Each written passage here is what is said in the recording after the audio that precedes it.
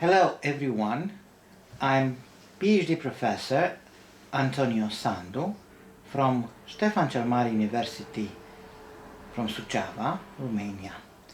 And this presentation, entitled Public Perception on the Importance of Ethics Counseling and the Role of Ethics Counselor in Public Organizations, is made within the project Ethical Competence and Academic Integrity in Scientific Research and Teaching Act, FDI project number 2020-0484, implemented by the Center of Applied Ethics of Stefan Mare University of Suceava, Romania. In order to better understand the role of the ethics counselor in an institution, I will present some aspects of ethics counseling, especially in the context of recent debates on philosophical practice and counseling of ethics as a particular form of philosophical practice. Romanian legislation requires the existence of an ethics counselor in public organizations to evaluate and report cases of violations of ethics in the organization, but also to provide support in overcoming ethical dilemmas faced by the member of the organization. According to the norms, the person provided with ethical counseling attributes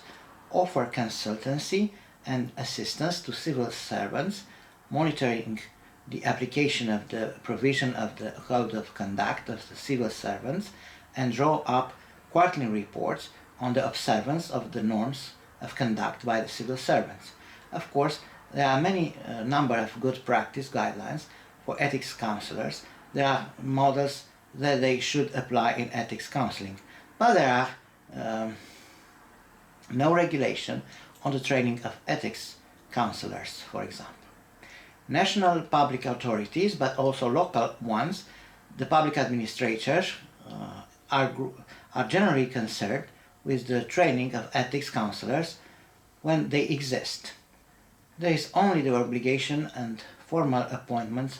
of ethics counselors, and we should also have forms of vocational training, professional development, and development of the capacity to provide their ethics,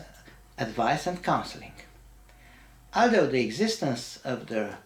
role of ethics counselor in organization have been regulated for more than 10 years in many of the Romanian public organizations,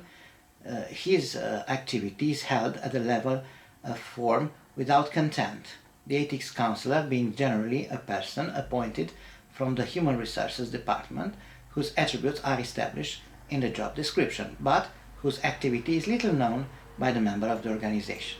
As a clarification, it does not exist in classification of occupation in Romania a specific occupation name for ethics counseling, but there have been introduced a number of related professions, for example, counselor for equal opportunity.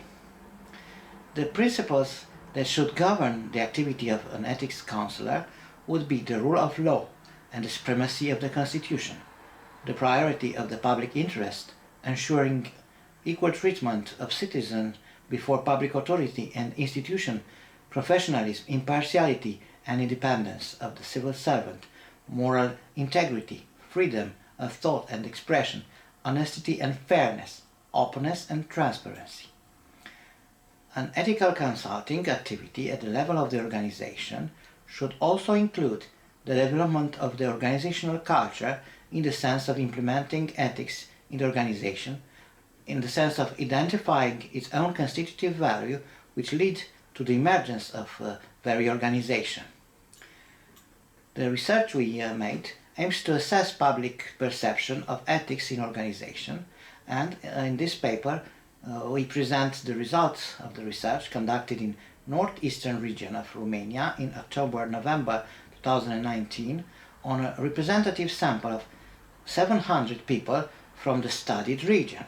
Regarding the existence of ethics counseling and the role of the ethics counselor in public organization, among those who work in a public institution, 45% of respondees says they know who is the person who has ethics counseling responsibility within the organization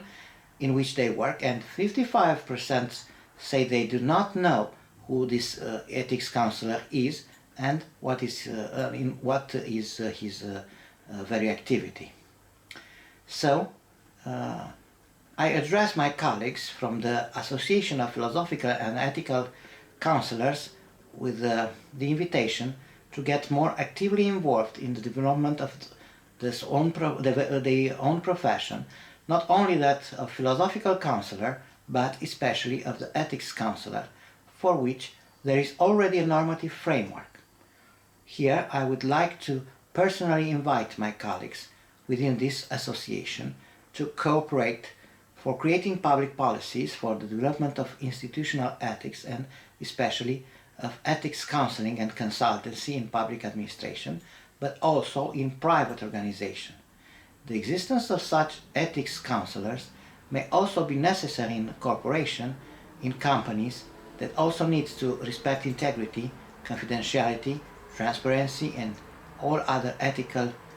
values that are not specific only to the public service. Thank you very much. I'm Antonio Sandu and I wish you a great day.